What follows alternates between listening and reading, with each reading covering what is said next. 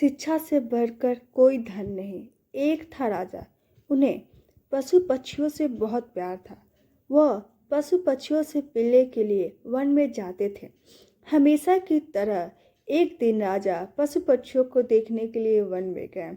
अचानक आसमान में बादल छा गया और तेज तेज बारिश होने लगी। बारिश होने के कारण उन्हें ठीक से कुछ दिखाई नहीं दे रहा था।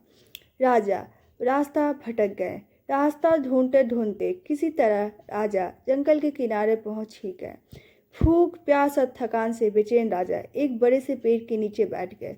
तभी राजा को उधर से आते हुए 3 बालक दिखाई दिए।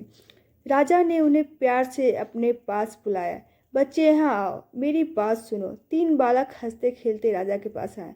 तब राजा बोला, मुझे बहुत भूख और प्यास लगी है, क्या मुझे भोजन और पानी मिल सकता है? बालक बोला, पास में ही हमारा घर है, हम अभी जाकर आपके लिए भोजन और पानी लेकर आते हैं, आप बस थोड़ा सा इंतज़ार कीजिए। तीनों बालक दौड़ कर गए और राजा के लिए भोजन और पानी ले आए।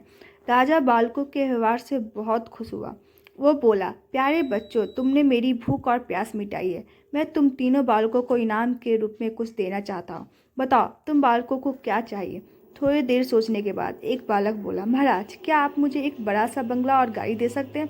राजा बोला, हाँ हाँ, क्यों नहीं, अगर तुम्हें यही चाहिए तो ज़रूर मिलेगा। अब तो बालक फूले न समाया। दूसरा बालक भी उछलते हुए बोला, मैं बहुत गरीब हूँ, मुझे धन चाहिए जिससे मैं अभी अच्छे अच्छे कप खा सकूँ और अच्छे अच्छे कपड़े पहन सकूँ और खूब मस्ती करूँ।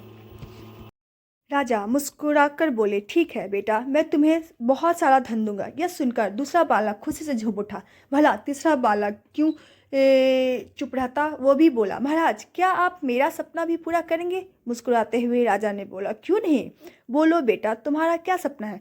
तुम्हें भी धन दौलत चाहिए? नहीं महाराज, मुझे धन दौलत नहीं चाहिए। मेरा सपना है कि मैं पढ़ लिख कर विद्वान बनूं।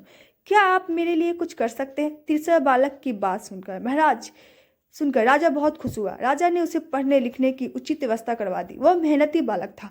वो दिन रात लगन से पढ़ता और कक्षा में पहला स्थान प्राप्त करता।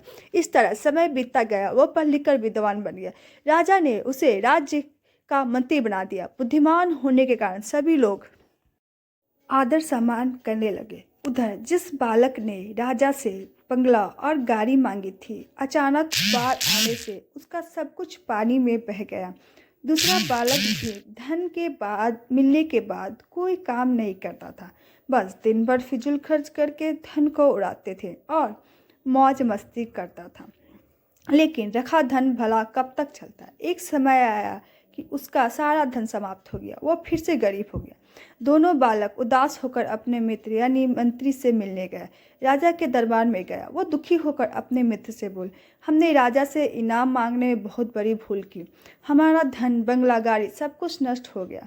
हमारे पास अब कुछ नहीं बचा है। मित्र ने समझाते हुए कहा, किसी के पास भी धन दौलत हमेशा नहीं रहता। धन तो आते जाते रहता है। सिर्फ शिक्षा है जो हमेशा हमारे पास रहती है। से नहीं, बल्कि शिक्षा से ही हम धनवान बनते। दोनों बालकों को अपनी गलती पर बहुत पछतावा हुआ। उन्होंने तय किया कि हमें भी मेहनत और लगन से पढ़ाई करेंगे और अपने जीवन को सुखी बनाएंगे।